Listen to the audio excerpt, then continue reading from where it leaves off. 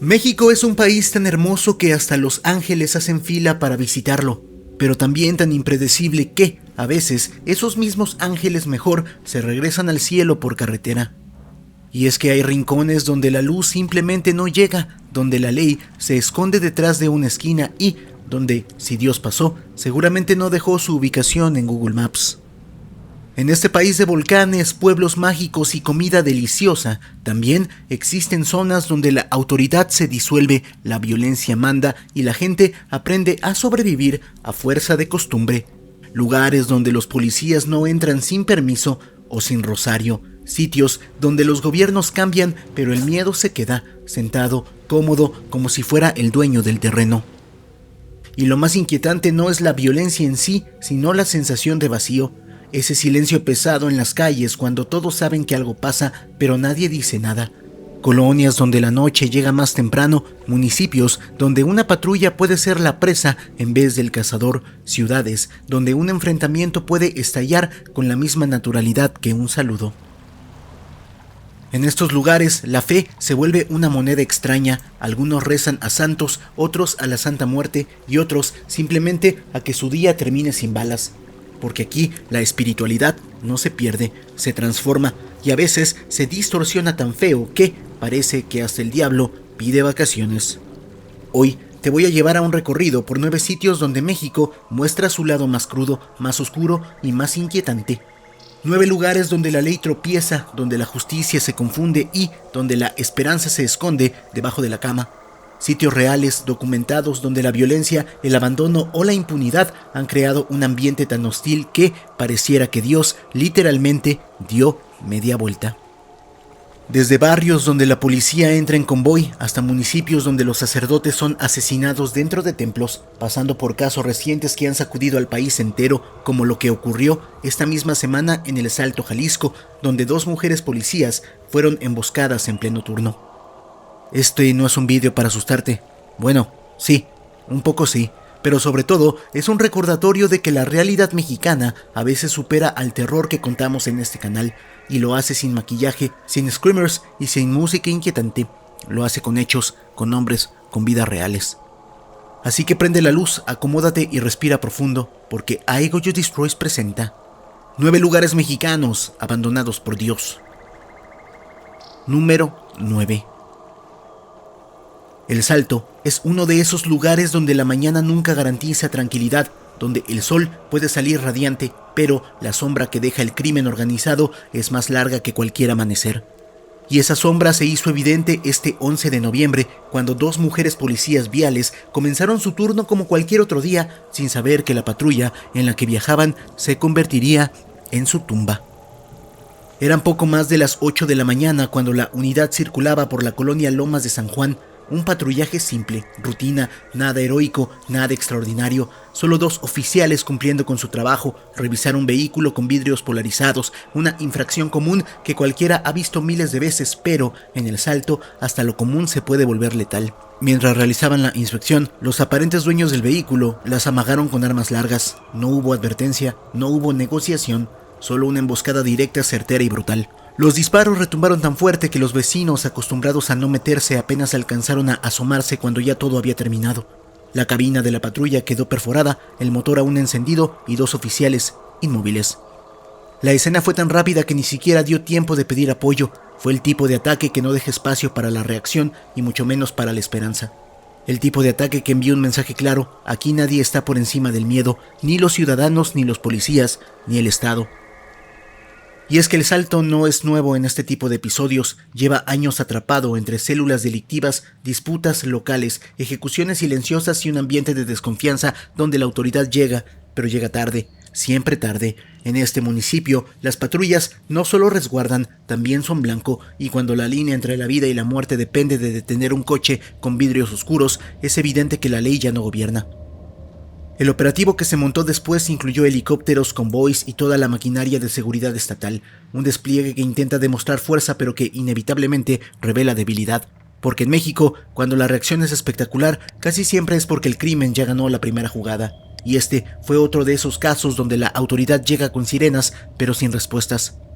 La brutal emboscada dejó claro algo que duele reconocer: ni el uniforme las protegió, porque en el Salto ni la ley ni Dios se atreven a intervenir. El crimen no teme a la luz del día, no teme a los testigos y mucho menos teme a las instituciones. Atacan de frente, sin remordimiento y sin pausa. Lo más triste es que estas dos oficiales no murieron en un operativo de alto riesgo, no estaban persiguiendo un fugitivo ni infiltrados en una red criminal. Murieron por hacer su trabajo, por cumplir con una infracción, por tratar de imponer un mínimo de orden en un municipio donde el orden hace tiempo dejó de ser bienvenido.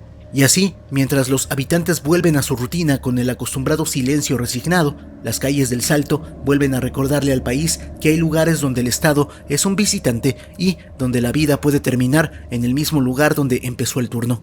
Porque aquí, en el Salto, la patrulla no siempre te protege, a veces te entierra. Número 8. Tepito no es un barrio, es un universo paralelo, un sitio donde la Ciudad de México late distinto, más rápido, más fuerte y a veces más oscuro. Es el tipo de lugar donde un policía jamás entra solo, donde los turistas pasan rápido sin mirar, y cualquier persona que conozca tantito la capital sabe que aquí las reglas no están escritas en ningún código penal, pero todos las respetan. Aquí el abandono divino no se siente como una ausencia, se siente como un acuerdo tácito, como si Dios hubiera pasado mirando alrededor y dicho: ¿saben qué? Mejor ustedes se organizan. Y vaya que se organizan. Tepito funciona porque tiene su propio orden, su propio sistema de justicia, su propio santoral. Y sí, la autoridad reconoce, aunque no lo diga en público, que en estas calles el control lo ejercen otros. Los puestos se extienden como un laberinto que respira, lleno de colores, gritos, bocinas y piratería que se vende con más fluidez que cualquier negocio legal. En Tepito puedes encontrar desde una chamarra de marca original hasta un teléfono de última generación que mágicamente apareció sin caja, pero eso apenas es la superficie. Bajo ese mercado vibra un tejido más profundo: bodegas, túneles, callejones, zonas donde la mercancía cambia de manos en segundos y donde los ojos que vigilan no parpadean. La policía, claro, entra, pero no como en cualquier otro barrio. Entra en grupos, con estrategia, con chaleco, nunca solos, nunca improvisando, porque Tepito tiene memoria, sabe cuando alguien entra, por qué entra y si tiene permiso para estar ahí. Y cuando la policía entra sin avisar, el barrio responde con velocidad quirúrgica: cortinas que se cierran, llaves que se vacían, radios que avisan, como si el barrio entero tuviera un solo cerebro. Y entre toda esa tensión florece una fe particular. La Santa Muerte tiene aquí uno de sus templos más icónicos, un altar al que miles vienen a pedir protección, dinero, justicia o venganza. No es un culto oscuro porque sí, es una espiritualidad nacida del abandono, del hecho de que, en estas calles, la vida puede cambiar en un segundo y la muerte está demasiado cerca como para no hablarle de tú. La Santa Muerte es la patrona del barrio, pero también la metáfora perfecta de Tepito, una figura que mezcla devoción, miedo, esperanza y peligro en una sola imagen. Para muchos, ella sí cuida cuando el gobierno no, ella sí escucha cuando la policía no llega, ella sí acompaña cuando el mundo gira en su contra. Tepito no es un infierno, tampoco un santuario, es una contradicción ambulante, un barrio bravo donde el santo y el diablo comparten banquetas sin molestarse, donde la fe se confunde con la supervivencia y donde la ley, la oficial, tiene que pedir permiso para transitar. Aquí el abandono divino no es tragedia, es estilo de vida, y en estas calles la justicia no depende de los códigos, depende del barrio. Número 7. Culiacán es un nombre que pesa. Pesa por su historia, por su fama y por la forma en la que la violencia se cuela en la vida diaria como si fuera un vecino más. Esta no es una ciudad cualquiera, es el latido principal de un territorio donde los grupos armados no solo existen, gobiernan, donde la gente sabe que hay calles que no se toman, horarios que no se rompen y silencios que no se cuestionan. Aquí la ley no está ausente, simplemente está en desventaja, porque en Culiacán la autoridad tiene que avisar antes que actuar. Y cuando no avisa, la ciudad misma se encarga de recordarle los límites. Nadie lo olvida, el llamado Culiacanazo, cuando un operativo fallido incendió toda la ciudad en cuestión de minutos. Ahí, las balas no solo silenciaron las sirenas, silenciaron al estado entero. Y la ciudad aprendió que cuando los grupos armados se molestan, el caos llega tan rápido como una ráfaga.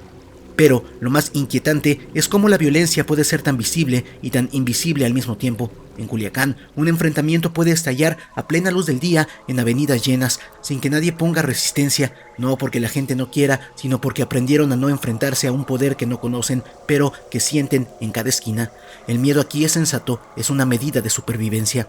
La vida cotidiana parece normal, el tráfico avanza, la gente trabaja, los negocios abren, pero todos saben leer el ambiente, todos saben cuándo cerrar temprano, todos saben cuándo no salir, todos saben cuándo algo está por estallar. Es una percepción que se hereda, un sexto sentido nacido del instinto.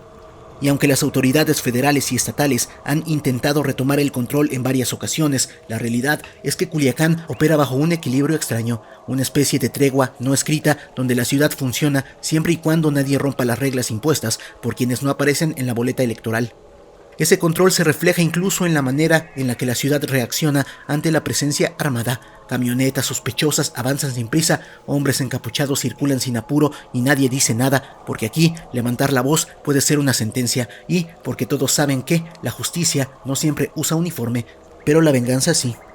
La violencia en Culiacán no es un estallido aislado. Es sistemática diaria, silenciosa, convive con la vida familiar, con las fiestas, con las escuelas, es parte de la geografía emocional del lugar, un monstruo que no siempre se ve, pero que siempre está presente, respirando detrás del hombro de todos. Por eso cuando decimos que Culiacán es una ciudad que se arrodilla ante las balas, no hablamos de cobardía, hablamos de supervivencia, hablamos de una sociedad que aprendió que la prudencia salva más vidas que la valentía, y hablamos de un abandono que no viene de Dios, sino del Estado. Porque aquí, cuando las balas hablan, la ciudad escucha. Número 6. Tierra Caliente es uno de esos lugares que parece existir en un país distinto, una franja ardiente no solo por el clima, sino por la violencia que ha mostrado su identidad. Aquí, la vida rural convive con la guerra silenciosa. Aquí, los nombres cambian, La Ruana, Buenavista, Tepalcatepec, pero la historia se repite. Grupos armados que controlan caminos, compran voluntades y dictan reglas que no están escritas, pero que todos conocen. En Tierra Caliente, el Estado no es una presencia constante, es un visitante esporádico y casi siempre incómodo. Cuando la policía o el ejército cruzan estos municipios, lo hacen en convoy, con armas disponibles y los nervios tensos. No por exageración, sino porque cada árbol, cada brecha y cada curva pueden esconder un grupo armado esperando mostrar quién manda en realidad. La policía aquí no llega con autoridad, llega con precaución, y eso, en México, dice mucho. La historia moderna de esta región está marcada por secuestros, levantones, enfrentamientos y un fenómeno único, ciudadanos que, cansados del terror, se alzaron como autodefensas. Hombres y mujeres que dejaron el asadón para tomar un rifle casero y defender sus ranchos, sus hijos y sus cosechas. Fue una revolución improvisada que, por un momento, pareció un acto de esperanza, pero como todo en Tierra Caliente, la línea entre héroes y villanos se volvió borrosa demasiado rápido. Algunos grupos se fracturaron, otros se corrompieron, otros fueron infiltrados y otros se volvieron indistinguibles de aquello que decían combatir. El resultado fue una región partida en pedazos, donde ningún bando tiene autoridad moral absoluta y donde los civiles quedan atrapados entre los que mandan y los que creen mandar. Aquí, un retén no siempre tiene logos oficiales, a veces un par de camionetas viejas, unos hombres con chalecos sin insignias y armas que nadie debería tener.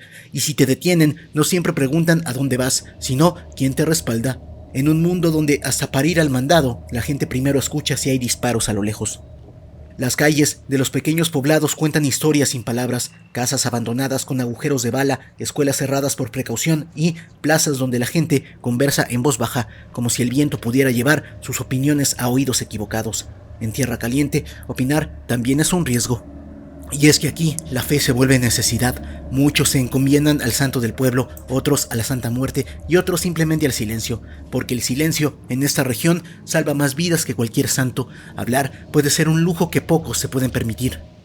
Por eso cuando decimos que el Estado solo entra con chaleco y miedo, no es metáfora, es literal. Los convoys avanzan sabiendo que están en territorio donde su autoridad vale menos que una amenaza anónima, y la gente acostumbrada a sobrevivir ve pasar a las patrullas como quien ve pasar un extraño que no conoce el terreno. Tierra Caliente no está abandonada por Dios, está abandonada por el Estado, y en ese espacio vacío, otros ocuparon el trono. Número 5. Iguala no solo es un nombre en el mapa, es una herida abierta, una cicatriz que nunca terminó de cerrar, un recordatorio de que, en México, la traición más dolorosa no viene del enemigo, sino de quien debería protegerte, porque en Iguala la ley no falló, la ley se volteó, y esa es la diferencia entre el abandono y la traición.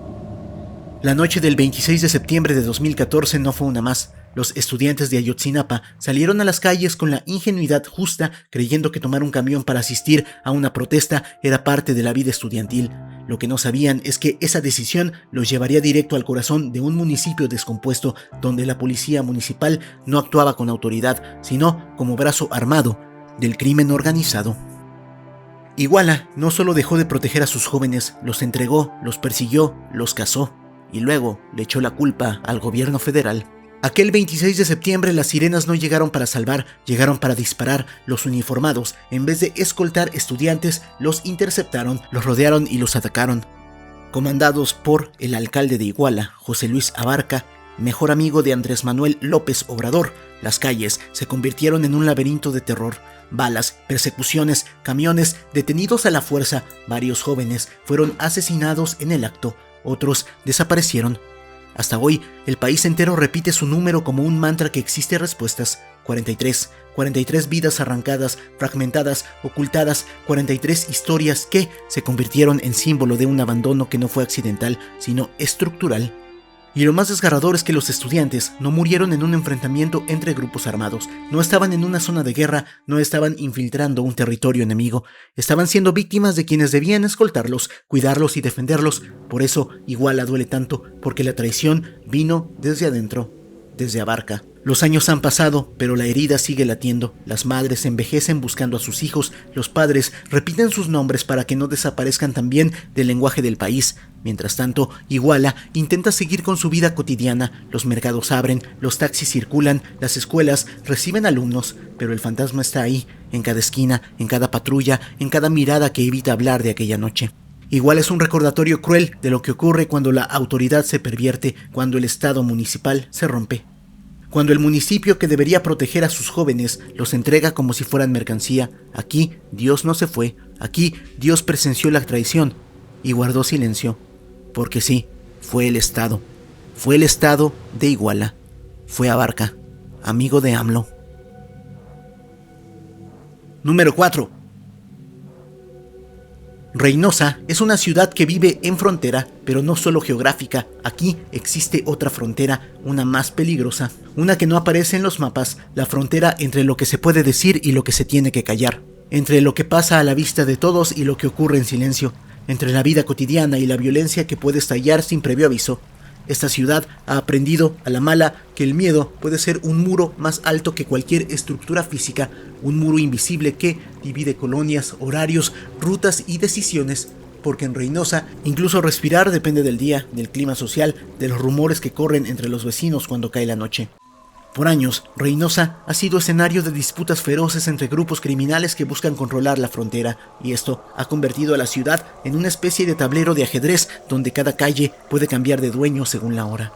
Hay colonias que parecen tranquilas y, a unas cuadras, zonas donde ni los taxis circulan después de cierta hora, porque aquí el peligro no siempre hace ruido, a veces solo se siente. La gente de Reynosa aprendió a identificar las señales, calles demasiado vacías, motos que circulan en pareja, camionetas sin placas que aparecen de la nada. Un mal presentimiento puede salvarte la vida, un giro equivocado puede quitártela. Por eso, en esta ciudad, la prudencia es más valiosa que la valentía. Las balaceras también forman parte del paisaje emocional del lugar. No son constantes, pero cuando ocurren, lo hacen sin advertencia.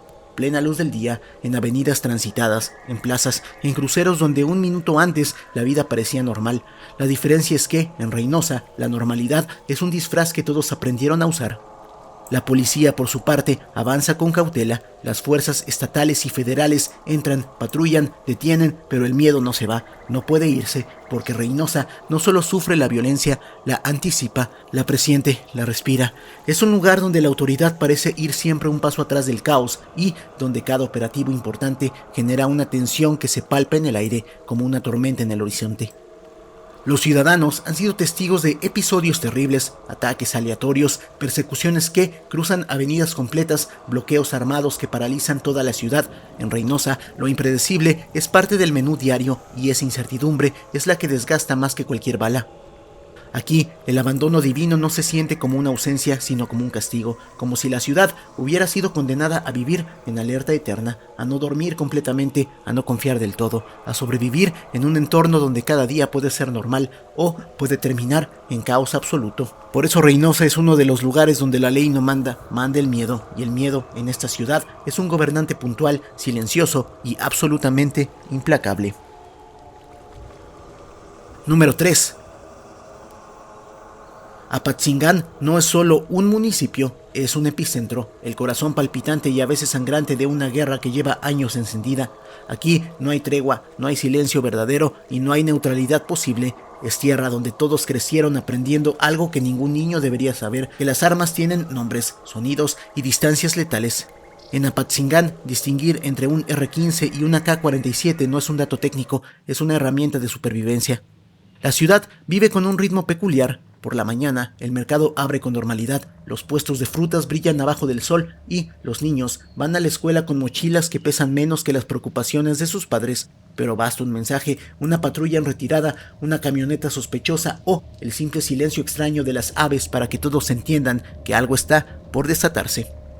Apatzingán es la capital de un fuego que no se apaga. Aquí convergen tres fuerzas que, lejos de equilibrarse, chocan constantemente. Grupos criminales, autodefensas y el Estado. Tres bandos, tres intereses, tres narrativas y un pueblo en medio.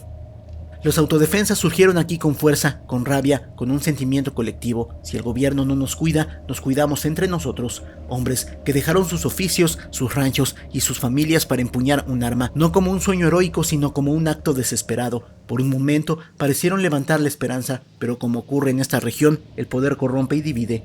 Apatzingán quedó atrapado entre múltiples banderas que reclamaban ser las auténticas salvadoras.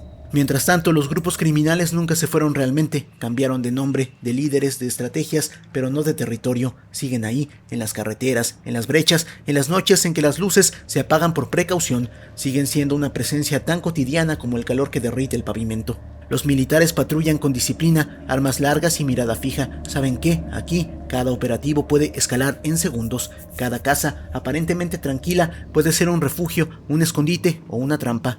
Y cada calle donde reina el silencio puede estallar en un enfrentamiento sin previo aviso. La autoridad llega, sí, pero nunca se asienta, nunca toma raíz. Está siempre en movimiento como si Apatzingán fuera un animal herido que no permite que nadie se acerque demasiado. Apatzingán es un lugar donde la vida continúa, pero siempre con el oído atento, el corazón acelerado y el pensamiento listo para correr, esconderse o rezar. Número 2. Acapulco es una contradicción viviente, de vida parece invencible, un sol que cae perfecto sobre el mar, palmeras moviéndose con un viento suave y turistas sonriendo como si el océano fuera inmune a los males humanos. Pero basta mirar unas cuantas calles hacia adentro para descubrir que este paraíso es solo una postal y que detrás, escondido entre cerros y calles empinadas, hay un mundo completamente distinto. Ese mundo es el verdadero Acapulco, el que no sale en las revistas, el que no aparece en los recorridos turísticos, el que vive bajo reglas que no dicte el Estado, porque aquí, en varias colonias, el gobierno solo existe en los papeles, en la práctica, el control lo tienen otros. Lugares como El Veladero, por ejemplo, donde la visita al puerto es tan hermosa que casi duele, pero arriba, en esos cerros, el glamour se diluye. Aquí no sube cualquiera, aquí ni los taxistas se atreven a circular si no tienen permiso del grupo que domina la zona. Es uno de esos sitios donde el reloj corre distinto, más lento, más pesado, más alerta, porque cada movimiento puede ser malinterpretado. En Acapulco, la división entre el paraíso y el infierno es literal, una línea que cruza del bulevar lujoso a colonias sin pavimento, del hotel con buffets infinitos a casas de madera y lámina vigiladas por jóvenes armados, de la playa con turistas tomando fotos al atardecer al callejón donde nadie saque el celular ni para la hora. El puerto ha padecido asesinatos a plena luz del día, extorsiones sistemáticas, secuestros, cobros de piso que, durante años, dejaron a cientos de negocios en ruinas. Restaurantes icónicos cerraron, bares históricos desaparecieron y muchos de los acapulqueños de nacimiento, los que crecieron con el Acapulco de los años dorados, hoy miran su ciudad como si hubieran perdido a un ser querido. La violencia se volvió tan cotidiana que parece parte del paisaje. En la costera, los turistas caminan tranquilos mientras a unas cuadras una colonia entera baja sus cortinas por precaución. Unos ven el mar, otros escuchan disparos a lo lejos y saben interpretarlos. Acapulco es un escenario dividido entre quienes están de vacaciones y quienes viven atrapados. Lo más triste es que esta ciudad fue considerada un tesoro, un ícono mundial, un lugar donde brillaban estrellas, políticos, artistas y familias enteras. Hoy, muchas de esas luces se apagaron y las que quedaron iluminan más miseria que esperanza. Acapulco sigue siendo hermoso, pero también está herido y sus heridas no sanan con el sol ni con las olas. Número 1. La Sierra Tarahumara siempre fue vista como un santuario, montañas imponentes, bosques enteros, comunidades aisladas y una espiritualidad profunda que se siente en el viento. Es un lugar donde la naturaleza domina, tanto que el ser humano, por más que intente, nunca se siente más grande que los cerros. Un territorio casi sagrado, pero incluso los lugares sagrados pueden convertirse en infierno. El 20 de junio de 2022, México entendió algo que nadie quería aceptar. Ni siquiera Dios tiene inmunidad en la sierra. Porque ese día, en Cerocahui, dentro de una parroquia que había sido refugio para generaciones enteras, 2 sacerdotes jesuitas fueron asesinados a sangre fría. Javier Campos el Gallo y Joaquín Mora el Morita, 2 hombres que no tenían más armas que su fe y sus manos cansadas de trabajar por su comunidad. La escena fue tan brutal como simbólica. Un templo, el último lugar donde uno espera ver la muerte, se convirtió en un escenario de ejecución. Las paredes, que habían escuchado rezos, confesiones y cantos, se llenaron de fuego, miedo y silencio. Un silencio pesado, casi antinatural, que cayó sobre la sierra como una manta negra. El asesino, un hombre armado conocido en la región, llegó persiguiendo a otra víctima. Los sacerdotes, fieles a su vocación, intentaron protegerlo. Y, en la Sierra Tarahumara, proteger la vida puede costarte la propia. El criminal los ejecutó sin dudar, sin respeto por su edad, su misión o su sotana, ni por el altar donde cayeron.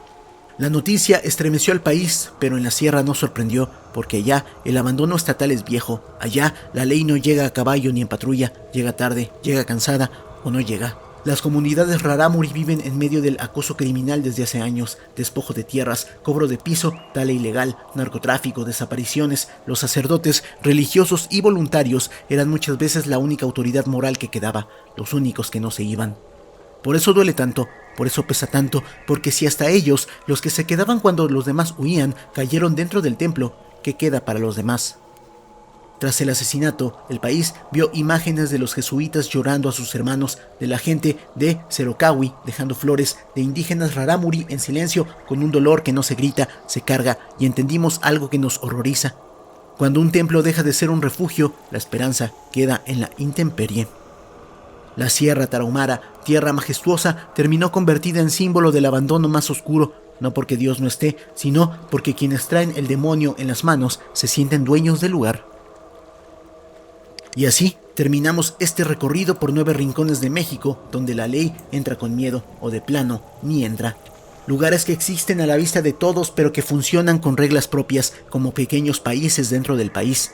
Sitios donde la autoridad es decorativa, donde la fe se confunde con la supervivencia y donde la gente aprende a vivir entre ecos de balazos, gobiernos ausentes y demonios muy presentes. Si algo deja claro esta lista es que México no solo es enorme, es desigual. En algunos lugares la ley es un libro, en otros es un rumor. Pero aún así, en medio del fuego, la miseria y el abandono, la gente sigue, trabaja, ama, cría hijos, sobrevive. Porque eso hacemos los mexicanos, respirar incluso cuando el aire arde. Recordar estos lugares no es morbo, es memoria. Y la memoria, cuando se usa bien, puede ser más poderosa que cualquier arma. Ya llegó el Buen Fin, amigos, y les voy a decir la mejor manera para que ustedes puedan aprovechar sus ofertas sin gastar un peso. La tarjeta de crédito Story. Si tú eres una persona joven que no maneja muchas tarjetas de crédito, si quieres empezar a generar un historial crediticio, dale clic al link de la descripción o el comentario fijado para que tengas tu tarjeta Story, que tiene un 90% de aprobación. 9 de cada 10 personas que la soliciten la van a obtener y les va a llegar prácticamente al día siguiente, así tal cual esta, para que ya la puedas utilizar. Y de hecho, desde que te la aprueban, puedes empezar a hacer compras digitales. Entonces, No importa si nunca has tenido una tarjeta de crédito, no importa si estás en buró de crédito, esta tiene un 90% de aprobación, así que prácticamente le das clic al link, la descargas, te piden algunos datos para que validen que eres una persona real y listo, ya con eso puedes empezar a participar en las ofertas del Buen Fin y por eso la palabra clave del vídeo va a ser yo quiero mi tarjeta Story. Si el video te gustó dale like, compártelo, suscríbete, sígueme en mis redes sociales, las puedes ver en pantalla, las encuentras en la descripción, apoya el canal para aparecer aquí al finalizar los videos. Por mi parte eso sería todo, yo soy Aigo You Destroys, tengo los mejores seguidores del mundo que son ustedes, muchas gracias. Pum pum.